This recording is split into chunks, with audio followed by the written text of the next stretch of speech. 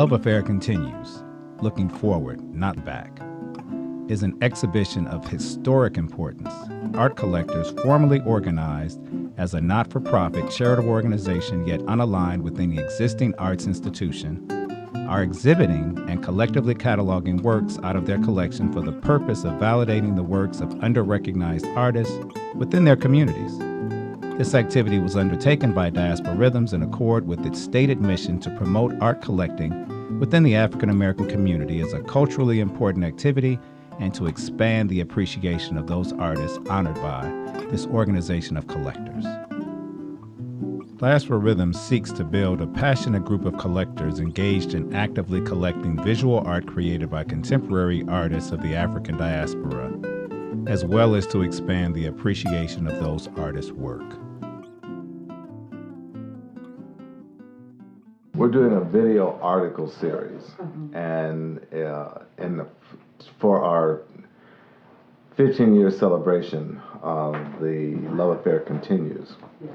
And building off of the 10-year celebration, and what I was looking at, what we've been through and where we're at this point, at the 15-year mark. A lot of organizations don't make 5 or 10, but 15 is a kind of opportunity for us to gather some perspective, not so much of looking back, but looking forward. And so I kind of want to take you back to that time after the panel, where you guys had met for the first time and assembled, and coming away from that meeting when you guys decided that, hey, this needs to continue. And in that conversation, did you have any idea or expectations of what Diaspora Rhythms could or would be? When I look back at that day at Southside Community Center, I was in awe, first and foremost, to be asked to be on the panel, right? And then it was my first opportunity to meet Dan and Patric, and so to make the connection with others who loved and appreciated art was just huge to me, because I had never seen their collections, didn't even consider myself as a collector. Through the eyes of someone else who encouraged me to be on that panel, they were like, no, you are a collector. And so when we sat there and we were engaged in a conversation around our love, I think that was the one thing that stood out more than anything, was that here these 4 individuals that really didn't know each other could come together and all have a love, passion, and appreciation and value for current contemporary art and artists. I think 2 things were really important that came out of that dialogue for all of us, was that we not only loved the art that we loved and wanted to share with other people, that truly was a love for the art, but we also valued our relationships with the artists that were a part of our family, we felt, our community, and I think each and every one of us felt a connection to the artists.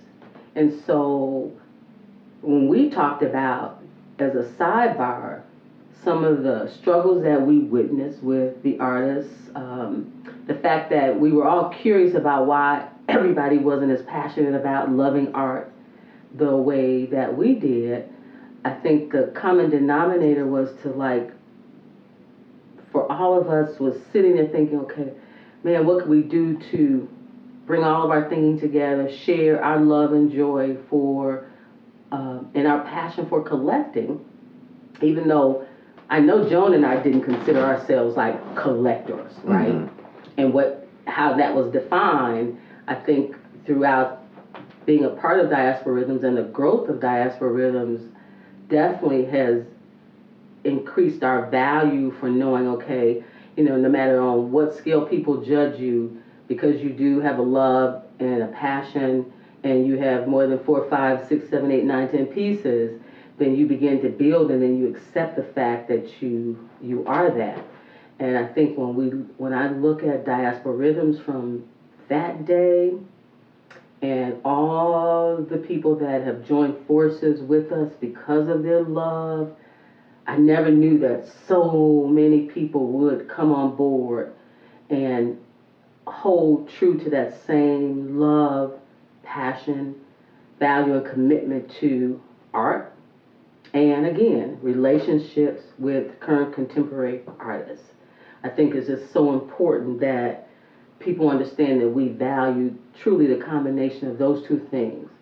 And from that, I am in awe that 15 years later, the organization is standing so strong and has really made a name for itself, not just in Chicago, but in the art community, I think worldwide. People know, even if they don't know of our organization directly and what we do, they definitely know of individual members in our organization. They know that we are part of a larger group that collects. They know we're passionate. And I think what really was significant for me was our show at the Logan Center. And I stood in that gallery space and thought, wow, we've come a long way. That mark was really a mark. I can remember some conversations about the dream of wanting to have a collective show where we could showcase our work. We had always talked about showcasing the work of artists, and I think we've really done a great job in moving the momentum and awareness of artists, and so putting their names out front, honoring them, acknowledging their value. I think Diasporal Rhythms has done a tremendous job to bring some awareness to some artists that otherwise may not have had that awareness in terms of their work. The fact that the home tours are still growing strong, I don't know any group collectively in our community that does substantial home tours like we do. And that took a lot for those of us to open our homes and our doors, right? Yes, yeah. Right? And, in the beginning, people were like, okay, yeah, you all go do it, but okay, we'll support you, right? But I don't know if they can come in my house, right? And so the fact that has grown, and different individuals have made conscious choices to open up their homes and share their collections. And I think there are times when I can be in the midst of anywhere in this city, and amazingly people will look at me and they'll say, I know you. And I'll be like, initially I think it's through my work, my past work in the school system, and they'll be like, no, I came to your house. And I'm thinking, no, I don't invite too many people to the house. And they're like, no, I came to your house. It was on that home tour. I was there. I remember seeing art everywhere. And it's like, yeah, okay, you're right. Because those first years, I was in there strong. Yeah. Even with resistance, but in there strong. And so I think when you look at where we started, and the fact that 15 years later, the home tours are going strong, the studio visits are stronger than ever. The fact that the group not only does visits within this city, but you do visits outside of the city. Yes. And I think that's just amazing. Where did these artists come from, they will ask. We know they were right under everyone's noses from the beginning, but they just didn't smell the sweetness of their art. And they will have an opportunity, thankfully, to Diasporal Rhythms to witness this art. I think it's very powerful that Diasporal Rhythms is creating these exhibitions in these museum spaces, basically giving your collectors the platform of displaying them as museum quality art. Yes. Is that the pathway to your goal of putting us at the center? Yes, it is. Yes, it is. And that's just a wonderful entree to the museums because they, let's face it, are the ones that spotlight the art for the general, for the masses. And by doing an exhibition at a reputable edifice, such as we're going to do, it's a wonderful thing for the artist and the collector.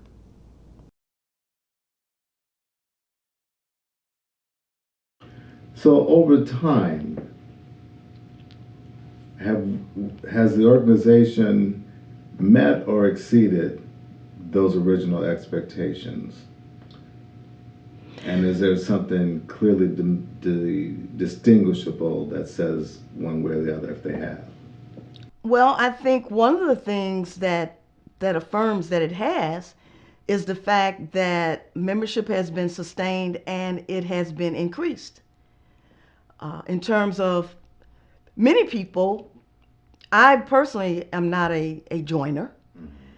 And so you may have many people who just relish the idea of collecting art or purchasing art or having art, however they wish to define it, and they are comfortable with it in their homes, amongst their immediate circle of friends and family, and they don't necessarily have to go out and assume a label or join a particular organization, but people have chosen to come and be a part of the Diaspora Rhythms community, which helps to affirm who they are and what they know about art, and just the fact that they want to grow, learn and grow even more and be affiliated with like-minded people. So I think in many ways, just through the fact that the organization still exists, that it has grown, that it has expanded, that it really does attract people who consider themselves art collectors.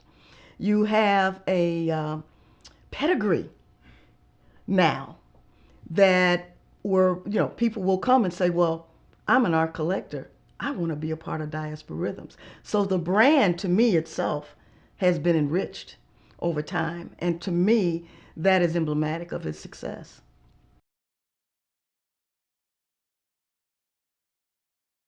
I will have to give credit towards me just seeing people come through the wood shop. Mm-hmm. And of course, I came up under Mr. D, or Calvin D. Antonak, of the wood shop. And I saw Joan in there quite often. I saw Patric every now and then. And so it was, for some reason, one day I think I saw that you all had it was one of your big celebrations. I think it was in 2015, if I'm not mistaken. 2013. It was 2013. Okay, 2013. And I pretty much came out towards the exhibit that opened on that Friday. And then I did the tour. And during the tour, I went to Gail Span's place. She was on that tour. And I was just taken back by the collections that these individuals had on that tour that year. And actually what's interesting is actually the second year, I think it was, because it was doing Artist Month the second year, I came on that tour. And I think your house was included on that tour, if I'm not mistaken. You were busy running around the house doing things. But I had came on a tour, I had a wedding that day. I remember that. Definitely. So I wasn't on a trolley. I only had time to see your place, and I was going to try to squeeze in another one.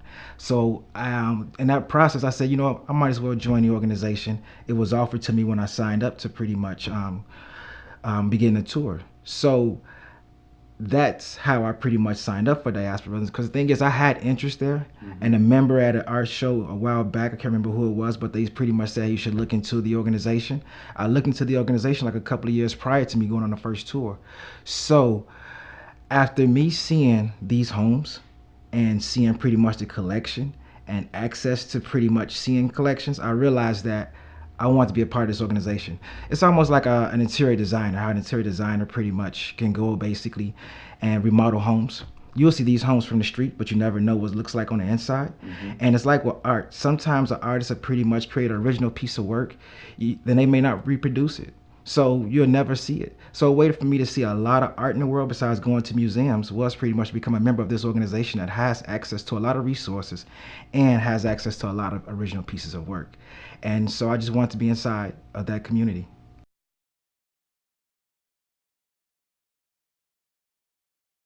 The 10-year, just to preface this, was to essentially look back on the 10 years of this group of art collectors that had created a system of honoring artists that they had collected prior. And so we had about 10 years of that activity and 19 different artists. So we were showing that. This time, at 15 years, we've taken a different spin. We're asking for our members to identify artists that they have come across and collected since our 10-year anniversary. So it's kind of like, here's some people that could possibly be new to the audience that Diasporal Rhythms sort of reflects. And we present these submissions that come from all over the organization to a panel and say, all right, out of this, pick the ones you think that are the best. And I think there's like 54, 45, something like that, images. So it's going to be new, even to us. We're going to be as members of the organization, we're going to be seeing what other members of our organization are saying. These are artists that we need to pay attention to, or that you should look at, and so forth. They're saying something that is important to us, to our culture. So that's a little different. We knew in 2010 what we were getting. We knew exactly who they are. This time it's going to be different. And hopefully we'd like to continue that process where we are introducing one to our particular audience and to the world. Here are some artists that you need to be paying attention to. And that we take a much broader view of that. Is that what I'm seeing in the larger American art scene is it always comes down to some sort of a fixed number. This is the 25 best or the 50 best artists in the whole world, or the 10 best, or something like that, some crazy number. And it's usually just a rehash of the same names over and over again. So, and it's not to take any away from that. Some of these are they're really good people. And some of them that we even saw and knew about early before their careers shot off. There's nothing to take away from that, but just the concept that in a society with 300+ million people, there could only be, I'm going to be generous, 50 important creative people? Come on, that's just not, that don't make no sense. There's over 1,000 in Chicago alone. So I'm feeling our model is more reflective of the reality, is that a community should have a lot of creatives, and that people that are paying attention to those creatives, that love those creatives, people should, say, look at this. Look at this. This is what I'm finding interesting. Look at that. So I feel like our approach is not a reductive, trying to reduce it down to a small number, but a more expansive. Let's open this up.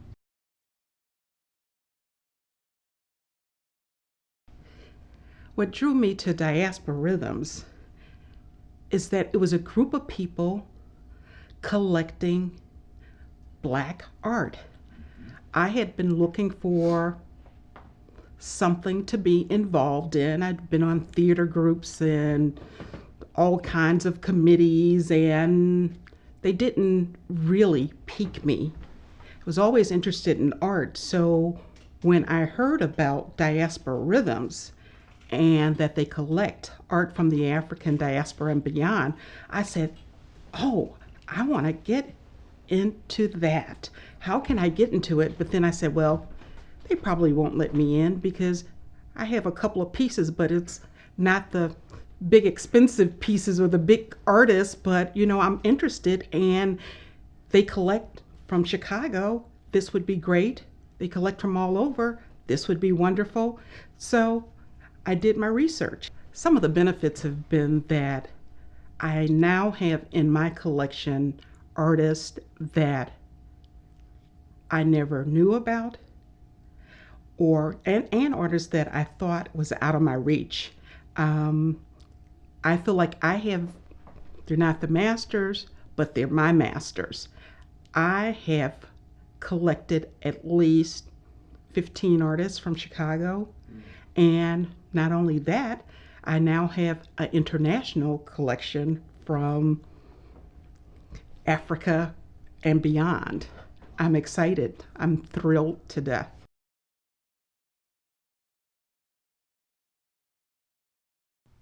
Well, I received a reference from one of my favorite artists.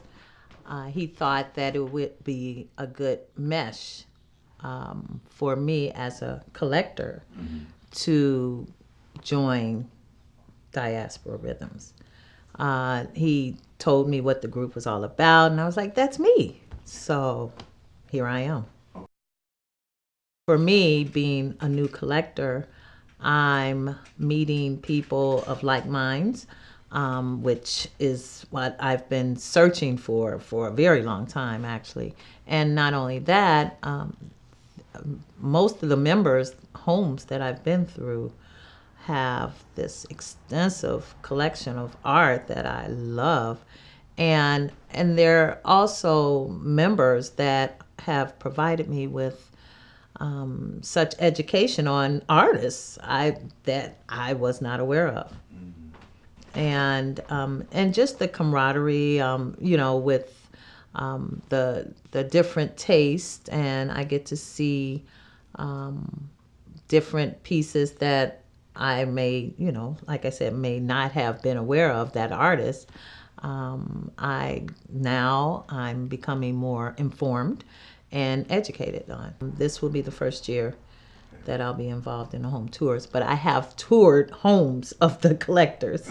And actually, while I have a background in interior design, I know how I like to place my pieces, but I get to see a diverse group of arrangements. So that's how it has impacted me. Okay. Well, it's always such a pleasure when I'm in the supermarket, a gallery, walking on the street, and someone comes up to me and say, I know you part of that organization that do those tours, and I want to be on that tour. I said, well, give me your name and you're going to be on the next tour. We are embedded in the community, and we must keep that pace. People know us and think well of us. And we're doing the community such a honor to know these artists and to be able to go in homes where this art is displayed. Our community needs to continue to see that. This is a major step for me. Yeah. I'm a very private person. I support my art community, as everybody knows, but I have not been one. Let's just say I have not been an exhibitionist in terms of what I collect and who I collect. I have been very, very selfish in how I enjoy my collection. It brings me an enormous amount of joy and peace and spiritual enrichment. And so I guess I can say that I would hope that as people have the opportunity to view the collection, that they come away with that same feel. When I went on the home tour, my first time, I was not a member of Diasporal Rhythms. This is when I got excited about Diasporal Rhythms. I went on a home tour and went into 4 homes. I think on the last home that I went in, I actually cried. I'd never seen this much art by people of color in my life, not even in a museum. I actually stood in the middle of the floor, and I could tell you it was in Robert Williams' home. I was just overwhelmed. So you at Robert Williams' home? Robert Williams' home. It was the last home, but you know, at the same time, from the start of this, from the first house that I went into on the tour, before I was a member, the first house that I went into, I had heart palpitations. I really did, because I'm like, wow, all of this art, and I know people that collect art, but I had never saw this amount of art in my life. Not even in a museum, not at one time. I was totally overwhelmed. And I decided, you know what? I want some of this. This is what I want. I hope that you will join us in coming and participating in our Weekend of Culture.